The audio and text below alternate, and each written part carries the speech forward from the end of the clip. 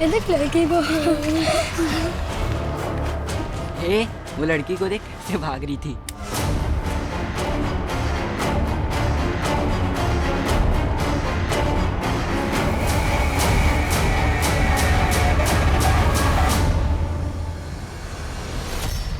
इंसान को जब चोट लगती है तो या तो वो खुद को संभाल कर नैतिकता के रास्ते पर चलता है या फिर वो पतन का रास्ता चुनकर प्रतिघात करता है।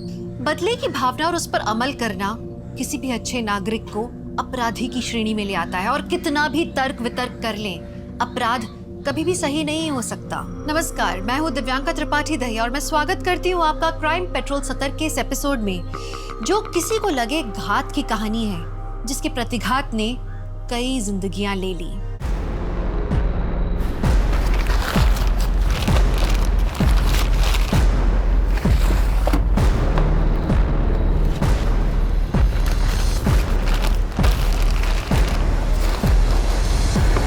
राजू, भैया जी चल। और मुन्ना को बोलना रास्ते में रुके नहीं कहीं। भैया टेम्पो निकल रहा है क्या? मैंने ऑडिट नहीं किया अभी तक। वो कोई बात नहीं, तुझे मैं संभाल लूँ। ए बंद करना। ये क्या है? ये क्या है भैया? ये तो इलीगल है। आप खुद तो फंसोगे ही और हम आपके साथ काम कर रहे हैं, पुलिस हमें भी तोड़ेगी। ए लेके जा टेम्पो। जो भी तूने देखा ना, उसके बारे में ज्यादा किचकिच मत कर।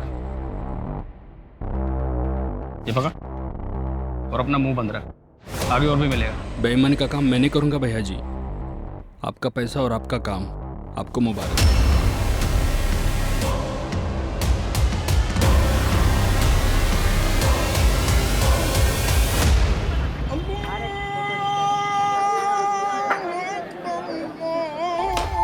अरे वाह गीता बेटा,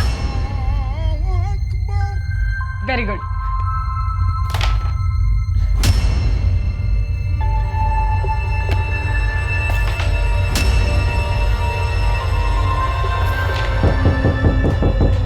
खेलो मैं आती हूँ। आई पीछे।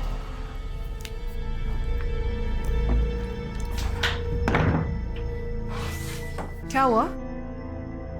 कुछ नहीं। अरे क्या हुआ बताओगे? अरे वो माधव भैया कट्टे का गैर कानूनी काम करते हैं। मैंने अपनी आंखों से देखा आज।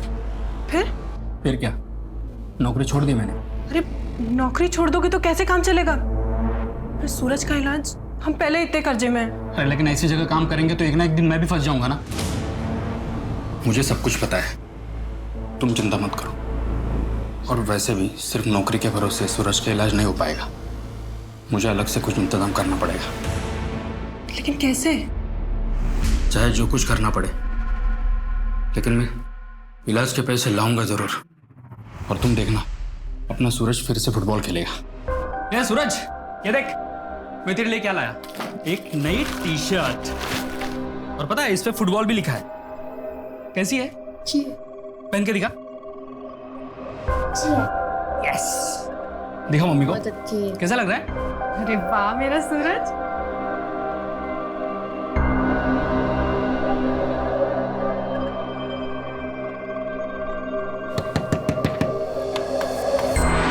अरे दीपक तुम आओ ना, मैं चाय बना रही थी। नहीं बेला, थोड़ा जल्दी में हूँ। ये पैसे नीमा ने भिजवाया है। कल 5 टोकरियां बिकी थी ना, उसके है। वो सब ठीक है, लेकिन आओ अंदर, मैं चाय बना रही थी, अब साथ में चाय पीते हैं। अरे नहीं ठीक है। अरे आओ, क्या तुम भी? ये लो। और बताओ सूरज कैसा है?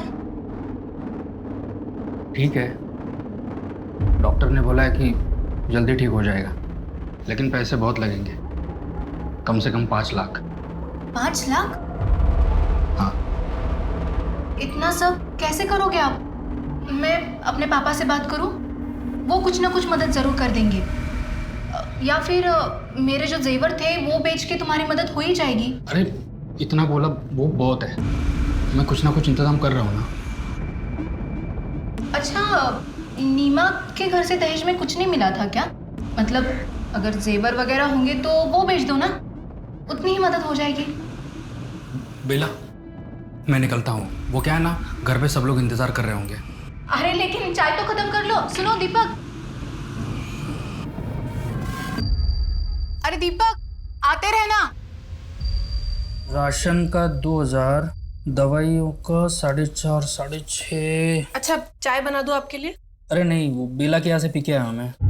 अच्छा सुनो ना, वो 2000 रुपया था ना मेरे पास, उसमें से 1000 रुपये मैंने गायत्री काकी को दे दिए। उनके पास खाने के भी पैसे नहीं थे। कोई बात नहीं, किसी की मदद करना अच्छी बात होती। अच्छा किया। पापा जल्दी आइए। सूरज क्या हुआ? सूरज उठ। अरे इसकी तबीयत खराब हो गई, इसको हॉस्पिटल लेके जाना पड़ेगा। गीता तू बेला आंटी के पास चली जा, ठीक है? मैं उनको फोन कर दूंगी और सीधा वहीं जाना, इधर उधर मत जाना। बेटा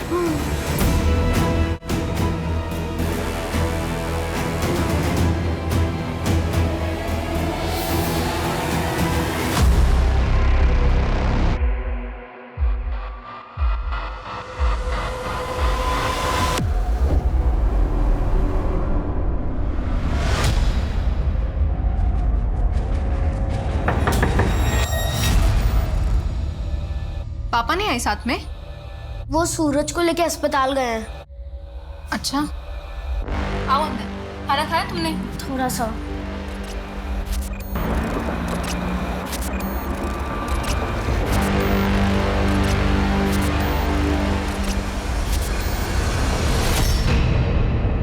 सुन नीमा, रात बहुत हो चुकी है। गीता को सुबह लाता हूँ। बेला को मैंने फ़ोन कर दिया है। डॉक्टर ने जो नई दवाई लिखी है, मैं क्या सोच रही थी, वो ले लें क्या? लेना तो पड़ेगा ही। कल मैं माजी के पास चला जाता हूँ, हो सकता है कुछ और मदद कर दे। अच्छा आप एक बार माधव भैया से बात करके देखो ना।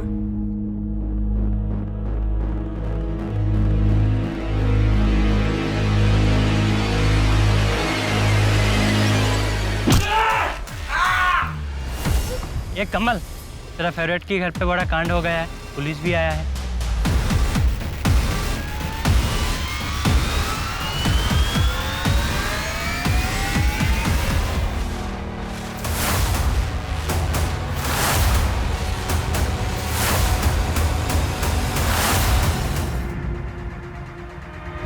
लगता है किसी भारी चीज से इसके सर पे वार किया गया।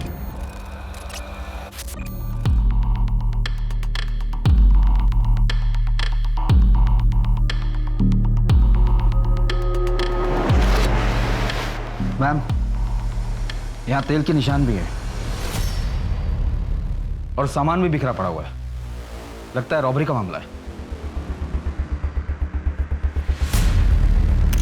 प्लेट्स पर भी ऑयल के निशान है एक्स्ट्रा। मैम, ये मुझे सॉरी गैंग का काम लगता है। मॉडस ऑपरेंडी भी सेम है। वो लोग कच्चे पहन कर निकलते हैं शरीर पर तेल लगाकर, जिससे पकड़े न जाए, और जहाँ चोरी करते हैं वहाँ पर खाना भी खाते हैं। लेकिन मेहता, उन्होंने आज से पहले कोई हत्या नहीं की, एटलीस्ट हमारे सामने तो नहीं। हमारे सामने ऐसा कोई केस नहीं है।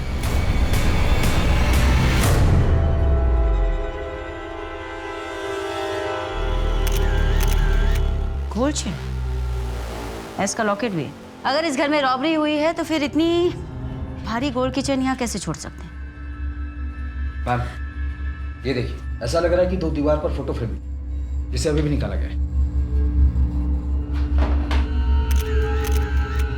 फैमिली फोटो, बच्चे भी हैं। एक बेटा और बेटी है, सूरज और गीता। पड़ोसी ने बताया कि सूरज की तबीयत काफ़ी ख़राब हो गई थी, इसलिए कल रात उसे हॉस्पिटल लेकर गए और गीता को नीमा की सहेली बेला के घर भेजा गया। तो सूरज इस वक्त कहाँ है? एस फॉर सूरज, ऐसा हो सकता है कि नीमा ने अपने बेटे के लिए चेन बनवाई हो, या उसका नाम का लॉकेट वो खुद पहन रही हो। मैडम जी, यहाँ कुछ है।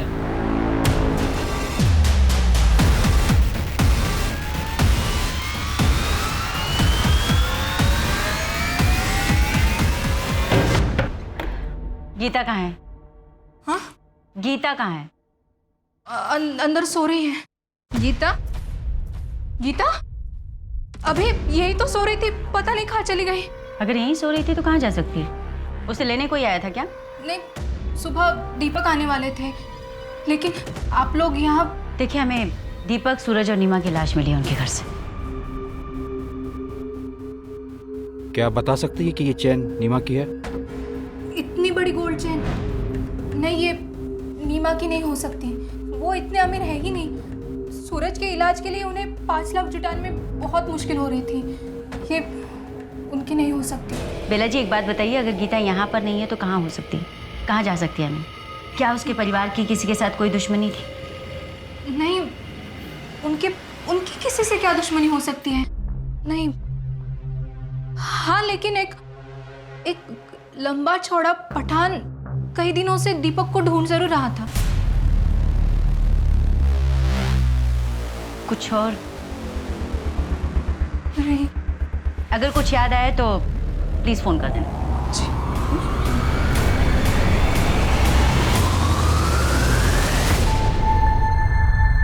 अरे यार नीमा, बहुत देर हो गई, कम से कम एक कप चाय तो पिला दे। बस ये हाथ का काम समेट लूं, फिर बनाती हूँ। अरे तुम लोग अपना काम चालू रखो, मैं चाय बना देता हूँ। हाँ। यार नीमा, तुझे एक बात बोलूं, तू बड़ी खुशनसीब है कि तुझे दीपक जैसे पति मिले। अरे मतलब मेहमानों के बारे में जो इतना सोचता है, वो तो अपनी बीवी को पलकों पर ही बिठा कर रखता होगा ना।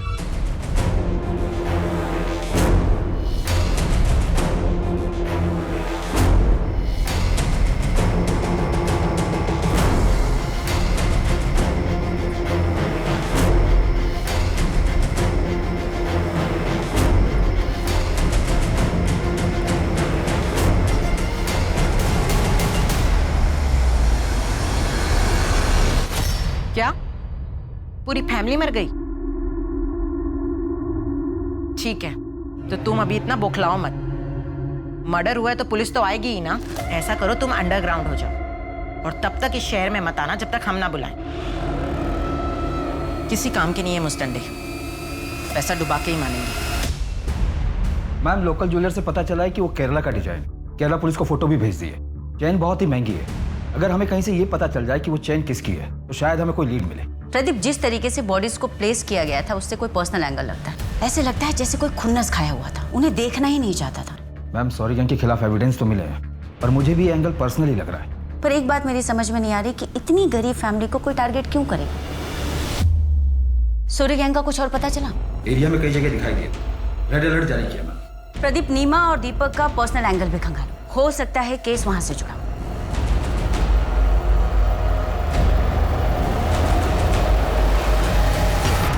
नीमा, मेरी बात सुनना। मैं तू क्यों अपनी जिंदगी खराब करने पर तुली हुई है?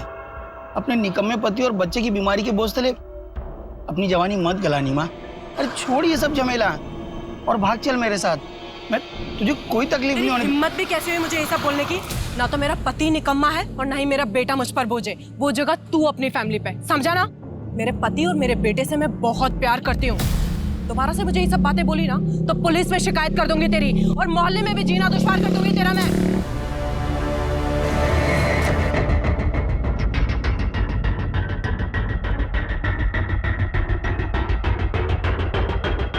दीपक के घर की तरफ जाने वाली गली के बाहर जो सीसीटीवी कैमरा लगा हुआ है उसमें ये सब कैप्चर हुआ, और ये दीपक के घर से मेन रोड तक जाने का यही एक रास्ता है। प्रदीप, ये सोरी गैंग का तो नहीं लग रहा, पर ये लोग पीछे से भी तो आ सकते हैं ना। पीछे वाला रास्ता? वहाँ कोई सीसीटीवी नहीं मैम, मोहल्ले के अंदर जाने का यही एक रास्ता है। इस बैग पे जिम करो, पता करो इस डिजाइन और इस कंपनी के बैग कौन सी दुकानों में बेचे जाते हैं। मैडम, हॉस्पिटल के अकाउंट डिपार्टमेंट से पता चला है कि दीपक ने इलाज के लिए 4 लाख की पेमेंट की है। इसमें से 3 लाख कार्ड से और 1 लाख कैश पे किया है। दीपक या उसके परिवार के पास इतने पैसे नहीं थे, फिर इतने पैसे अचानक से कहाँ से आ गए? मैं दीपक की बैंक स्टेटमेंट निकलवाता हूँ। दीपक या नीमा का कोई रिश्तेदार जहाँ पर गीता जा सकती हो? भागलपुर गांव में कुछ रिश्तेदार हैं, पर गीता वहाँ पर भी नहीं है। अगर वहाँ पर भी नहीं है तो बच्ची गई कहाँ? सेफ है भी या नहीं?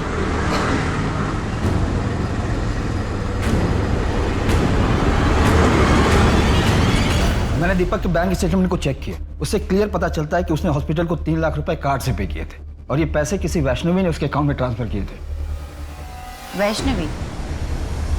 कौन है ये वैष्णवी? अरे आओ दरोगा, आओ। कहिए कैसे आना हुआ?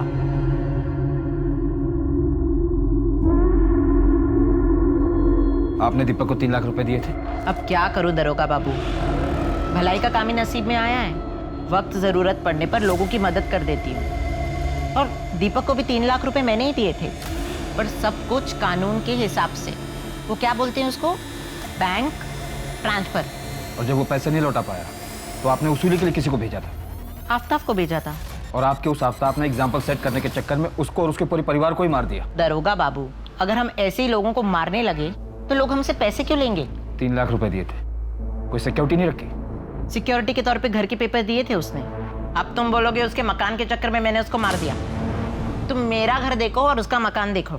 ये आफ्ताब का है? वो तो अपनी गर्लफ्रेंड के साथ लखनऊ गया है घूमने।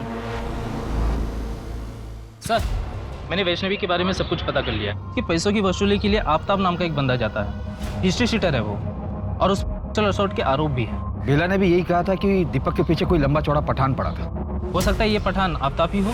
अपने खबरियों का अलर्ट करो, देखते ही आफ्ताब कब तक अंडरग्राउंड रहता है। सर, पर एक बात समझ में नहीं आ रही है कि जब दीपक के घर में भारी गोल्ड की चेन थी तो उसने वैष्णवी से पैसे उधार क्यों लिए? बोल भैया जी, थोड़े पैसों की जरूरत थी मुझे, हर महीने पगार से काट लीजिएगा, और आप बोलोगे तो मैं ओवर टाइम भी कर लूंगा। हाँ बोल, कितने चाहिए? वो 4 से 5 लाख की जरूरत। क्या 4-5 लाख? भाई दिमाग ठीक है तेरा? 10-20 हज़ार की बात होती तो मैं सोचता भी। कुछ भी बोल रहा है 4-5 लाख। चल जा अपना काम कर। 4-5 लाख? नहीं, तू चीटर है। मैंने चीटिंग नहीं की है सूरज। अरे मेरी रानी है यही नहीं गई है। चीटिंग कर रही है तू, चीटर। क्यों शोर पापा मचा ने रहे हो? बोला दूध मैं पी ले चीटिंग पहले। नहीं, तू चीटर है। सुनो मेरी बात। अरे चुप रहो। अब मैं तुमको सिखाऊंगा बिना चीटिंग के कैसे जीतते हैं। नीमा आओ बैठो। ये स्ट्राइकर है।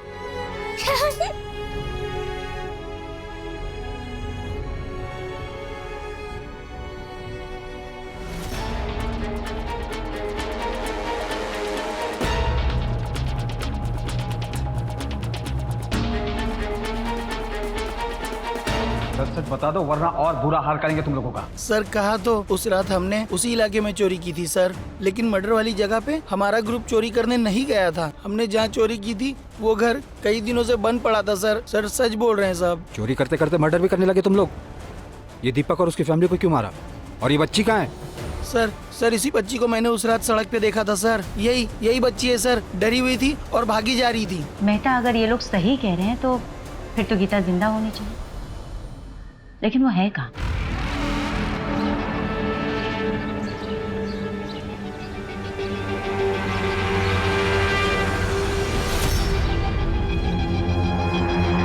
अकेले हो यहाँ? डरो मत, तुम्हारे मम्मी पापा नहीं है? मैं बेटा तुम्हारा नाम क्या है बताओ? गीता। तुम्हें भूख लगी होगी ना?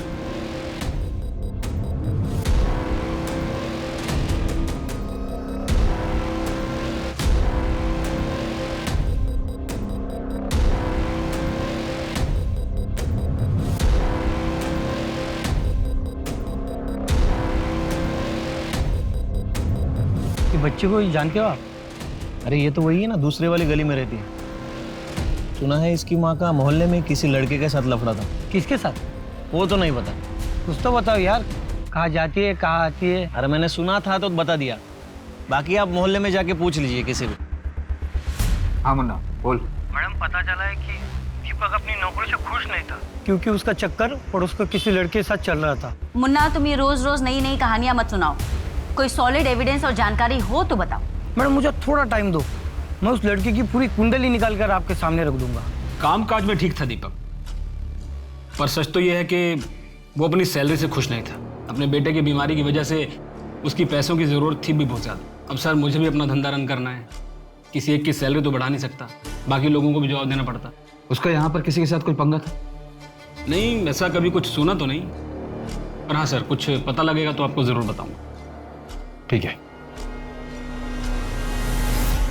पोस्टमार्टम रिपोर्ट के हिसाब से दीपक के सर पर किसी भारी चीज से वार करने की वजह से उसकी मौत हुई, लेकिन उसकी बॉडी पर स्ट्रगल की कोई भी निशान नहीं। जबकि नीमा ने मरने से पहले बहुत स्ट्रगल किया, उसको भी हुआ, वो भी मारने के बाद, यानी कि निक्रोफेरिया। मतलब ये केस नीमा से कनेक्टेड है? ऐसा भी हो सकता है कि कोई दीपक से नाराज हो, उससे बदला लेने का ये उसका तरीका, क्योंकि रिपोर्ट के हिसाब से नीमा और सूरज की मौत का टाइमिंग ऑलमोस्ट सेम है।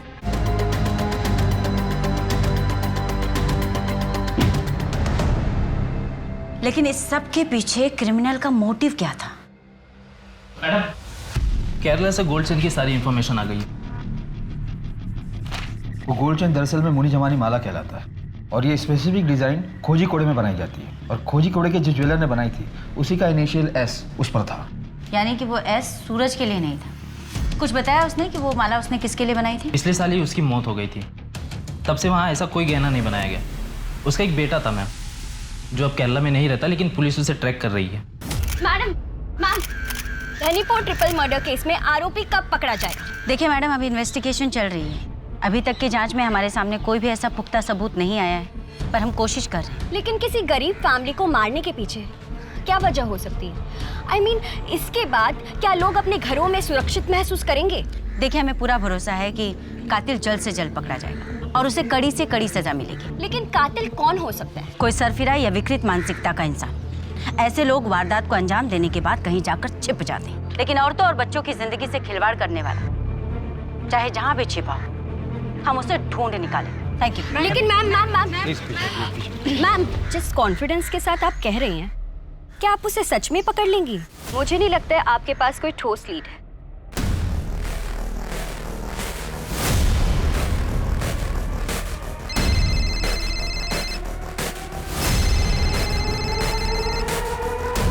हेलो, जिस केस की न्यूज़ तुम अपने चैनल पे चला रही हो ना, उस केस का कातिल मैं ही हूँ।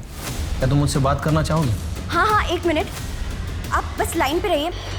पहले कभी ना दिखाए जाने वाली न्यूज़, आज की सबसे बड़ी खबर हम आपके सामने लेकर आए हैं। एक ऐसे अपराध की घटना जिसके बारे में देखना सुनना तो दूर, उसके बारे में कभी किसी ने सोचा भी नहीं होगा।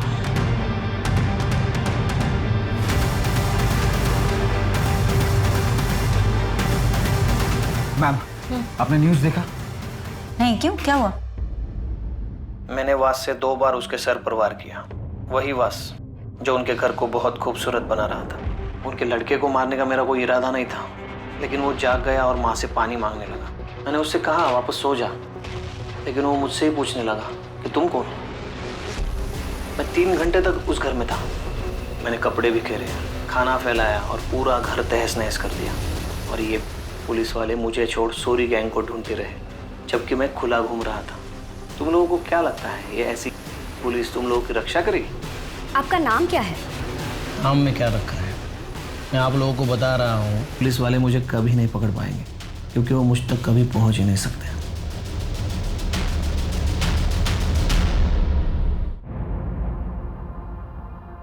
हर सोशल मीडिया पर सिर्फ इसी केस के चर्चे चल रहे हैं, वो भी सिर्फ तुम्हारी वजह से। तुम्हें पता है इस केस को लेकर मुझ पर कितना प्रेशर है? आधी रात को उठकर आना पड़ा है मुझे। इस तरह से सोल्व करेंगे आप इस केस को? मिस गायत्री, 1 हफ्ते का टाइम है आपके पास, वरना अपने ट्रांसफर की तैयारी कर लीजिए। Okay, thank. आपको वो वीडियो कहाँ से मिला पूजा जी? वीडियो? वो तो मुझे एक रिलायबल सोर्स से मिला था। अगर उस वीडियो के फुटेजेस में कोई भी छेड़छाड़ या टेम्परिंग की गई होगी, तो उस कातिल के पकड़े जाने के बाद में आप भी नहीं बचेंगे। हमारे इन्वेस्टिगेशन में बाधा डालने के जुर्म में मैं आपको भी बिहाइंड द बार कर दूंगी। मुझे नहीं पता कि वो वीडियो ऑथेंटिक है या नहीं। मैंने तो बस, मुझे अपने घर के बाहर एक सीडी मिली थी और फिर मुझे किसी का कॉल आया था। आपके सेंसलेस जर्नलिज्म के कारण लोगों में कितनी दहशत भर गई है उस हत्याकांड को लेकर, लेकिन आप लोग सिर्फ और सिर्फ अपने टीआरपी के बारे में सोचो। मेहता, सीडी इनसे लेकर टेक्निकल टीम को भेज। वो सर, डैड सिर्फ अपने रॉयल और स्पेशल कस्टमर्स के लिए ऑर्डर पर ज्वेलरी बनाते। क्या ये चेन आपके यहाँ बनाई गई थी? सीरियल नंबर बताइए ना सर। जहाँ पे एस मार्क होगा ना सर, उसके नीचे देखिए ना। हाँ, R19/431। ओके सर, एक मिनट। ये चेन ना अलीगढ़ से शाजिया फरहान के ऑर्डर पे बनाई गई थी।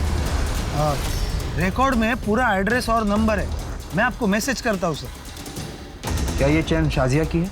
ये चेन तो शाजिया का ही है, पर आपको कहाँ से मिला? शाजिया कहाँ है?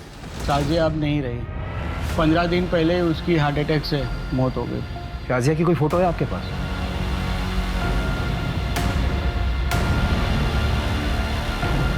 काफ़ी ज्वेलरी के साथ उसे हमने दफन किया था। शाजिया के साथ ये बच्चा कौन है? ये हमारा नवाज़ है, शाजिया का बेटा। चैन की मिस्ट्री को सॉल्व करना पड़ेगा। एक काम करो मेहता, कोर्ट से ऑर्डर निकलवाओ, इस ताजिया की बॉडी को निकलवाते हैं, एग्जामिन करते हैं। मैम मुन्ना का फ़ोन भी आया था, उसने बताया कि नीमा के मोहल्ले में एक लड़का रहता है कमल, वो नीमा को पसंद करता था। ले आओ उसे भी।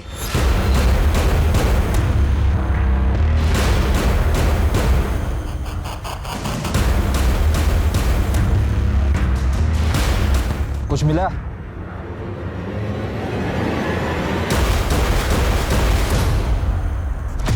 डेड बॉडी पर एक भी ज्वेलरी नहीं है। बॉडी को पोस्टमार्टम के लिए भेजो। साहब मैं सच्ची कह रहा हूँ साहब, उस रात में अपनी चचेरी बहन की शादी में गया था साहब। आप चाहे तो रिश्तेदारों से भी पूछ सकते हैं, पूरी रात वही था। तेरी चचेरी बहन का एड्रेस दे। मैम कमल ने बताया कि वो उस रात अपनी चचेरी बहन की शादी में गया हुआ, हमने चेक किया, और मुन्ना का कहना है कि कमल का प्यार एक तरफा था, नीमा की तरफ से कुछ नहीं था। तुमने ये साजिया फरहान की फाइल पढ़ी मेहता?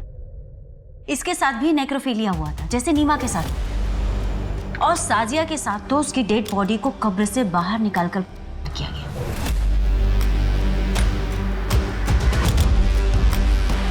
जर्नलिस्ट का क्या? मैम किलर ने जर्नलिस्ट को जिस नंबर से फोन किया था वो फेक आईडी पर लिया गया था, वहां तो डेड एंड है। मेहता, इन सब के पीछे जो कोई भी है, ये सब कुछ प्लान किया है। वो ऑयल स्टैंड्स का प्लान करना, खाना जानबूझकर छोड़ना, नीमा के अफेयर वाली बात, दीपक के ऑफिस की प्रॉब्लम वाली बात, ये सब कुछ डेड एंड पर जाकर ठहर जाती। इसका मतलब इस केस के इन्वेस्टिगेशन को शुरू से ही गुमराह किया गया। वो क्राइम सीन सिर्फ और सिर्फ हमें मिसलीड करने के लिए क्रिएट किया गया था। पापा आपने फिर से पकड़ लिया। मेरा चुपकल इधर बैठा है, आजा बाहर। चल चल अब मम्मी को ढूंढते, आजा। मम्मी मम्मी मम्मी कहाँ छुपी है?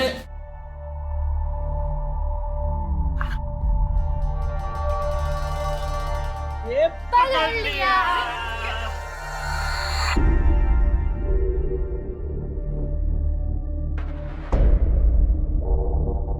जिस दिन शाजिया की मौत हुई थी उस दिन शाजिया के घर पर कोई ज्वेलर आया था। शाजिया ने अपनी सहेली को फोन करके कहा था कि अगर उसे ज्वेलरी देखनी हो तो उसके घर आ जाए, क्योंकि वो ज्वेलर बहुत ही सस्ते दामों में ज्वेलरी बेच रहा था। हालांकि शाजिया की सहेली शाजिया के घर नहीं आई थी, और शाम को जब शाजिया के पेरेंट्स घर आए तो उसकी मौत हो चुकी थी।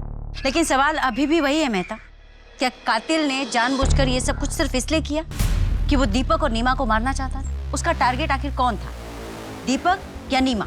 और फिर इसमें साजिया कहाँ फिट बैठती? मैम यहाँ हत्या का मोटिव समझ में ही नहीं आ रहा है। वो बच्ची गीता भी नहीं मिल रही। सच कहूँ तो मुझे उस बच्चे की फिक्र होने लगी, पता नहीं ठीक होगी भी या नहीं।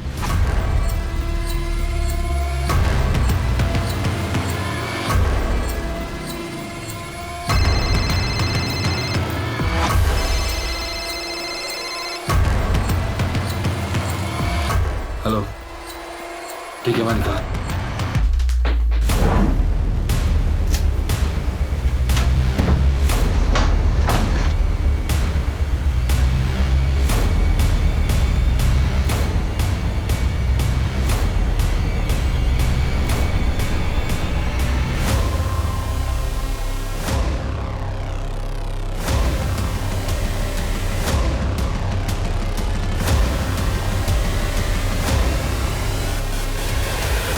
किसका ये?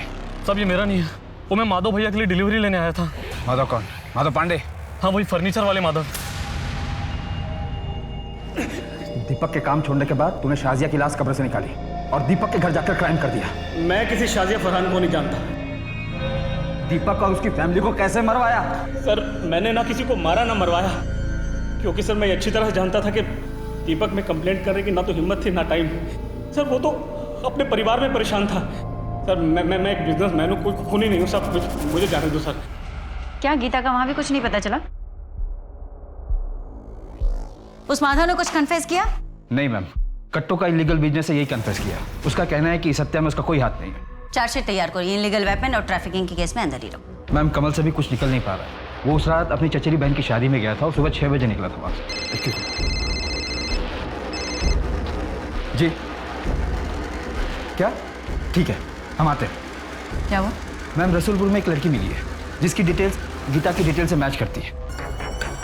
आ रही हूँ बाबा। गीता कहाँ? कौन गीता?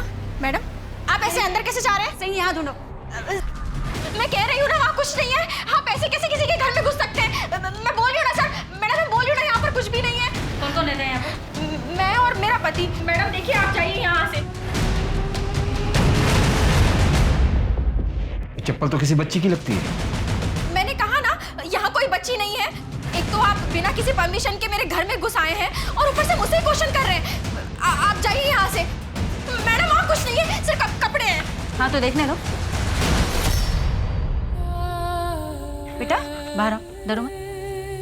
हमें ना किसने किडनैप किया इसे? तूने किडनैप किया? तेरे पति ने? आओ।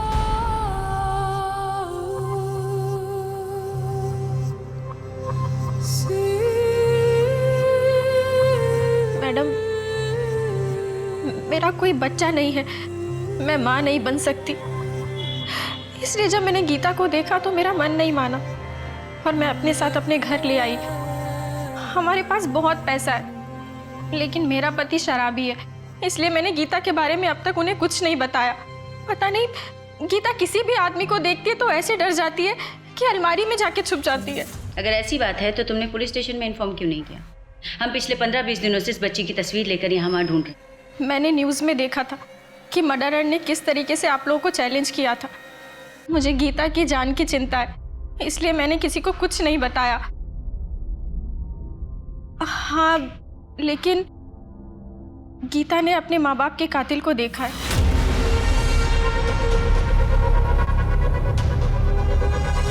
गीता बेटा डरो मत, याद करो और बताओ उस रात क्या हुआ था, क्या देखा था तुमने?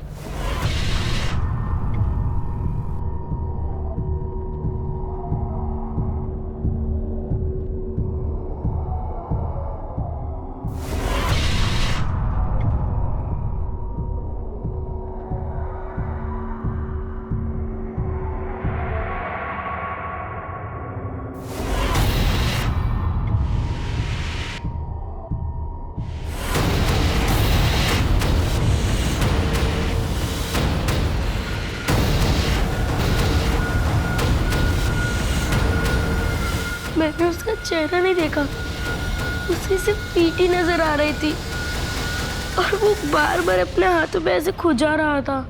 और कुछ चीज, कुछ और देखा तुमने? कुछ याद है तुम्हें? हाँ उसने अपने कान में बाली पहनी थी। मुन्ना वो आदमी बार बार खुजली करता था, कान में बाली पहनता था। क्राइम सीन पर उसने ड्रिंक भी किया था, शायद अल्कोहलिक हो। ऐसे किसी भी आदमी के बारे में चारों तरफ पता करो, ढूंढो उसे। ठीक है। अच्छा मुन्ना, तुमने एक बार नीमा के अफेयर के बारे में बात बताई पर आगे कोई लीड नहीं दी। कि बच्चे को ही जानते हो आप? देखो भाई, लड़की के बारे में कुछ मालूम नहीं मुझे। माँ के बारे में पूछेंगे तो मोहल्ले में कोई भी तब वो खुजली करते जा रहा था और मेरे को नीमा के बारे में बता रहा था। तुमने उसे देखा था? स्केच बनवा सकते हो? हाँ साहब, कोशिश करूंगा।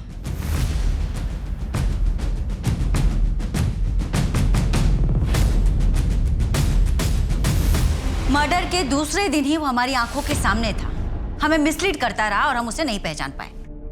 आज की तारीख में हमारे पास केवल उसका स्केच है और हम उसके बारे में कुछ नहीं जानते।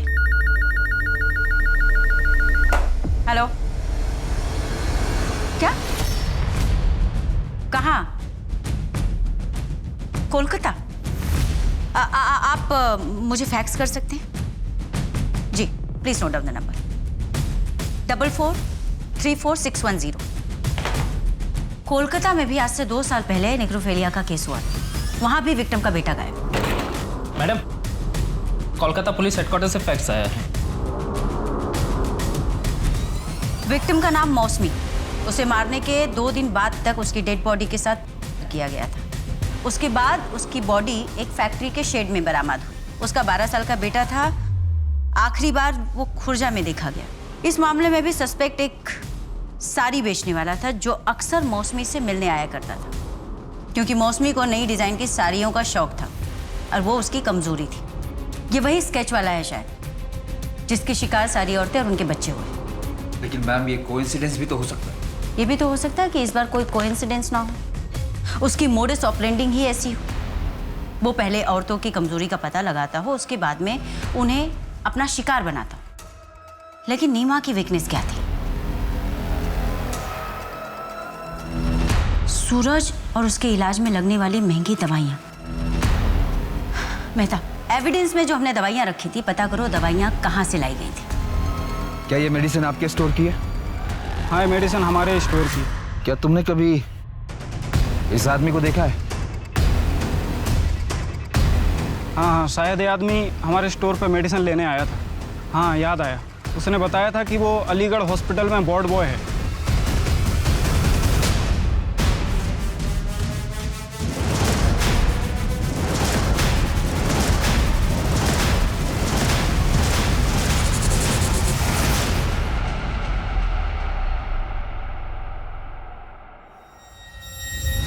अरे सूरज, सूरज, मना किया ना तुझे, कभी सुनता नहीं है मेरी बात। ऊपर कर पैर। अभी ज्यादा बीमार हो गया तो फिर फुटबॉलर नहीं बनना तुझे। डॉक्टर सर की बात सुनता है ना मेरी बात सुनता है। डॉक्टर साहब को कुछ भी बोले, ऐसे कई सारे पेशेंट्स हैं जो अपने बुढ़ापे तक भरपूर जीते हैं। आप बस इलाज चलने दो। दवाइयाँ इतनी महंगी है और कुछ समझ में नहीं आ रहा है, कुछ बेचने के लिए भी नहीं बचा अब तो हम लोगों के पास। मैं एक आदमी को जानता हूँ जो ऐसे बीमारियों की दवाई आधे से भी कम दाम में देता है। आप चाहो तो मैं आपको दिलवा सकता हूँ। हाँ हाँ, आपका बहुत बड़ा एहसान होगा हम लोगों के ऊपर। कल सुबह ही मैं दवाई लेके आता हूँ। आप अपना एड्रेस दीजिए। जी देती हूँ।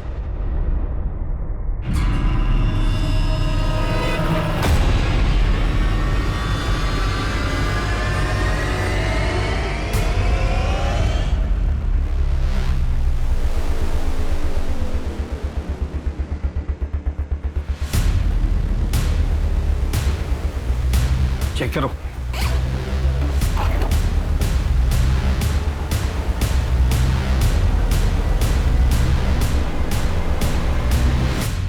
ये नीमा और उसकी फैमिली, इसने जिस जिसको मारा उनकी निशानी अपने पास रख ली। पता नहीं और कितनों को मारा होगा इसने।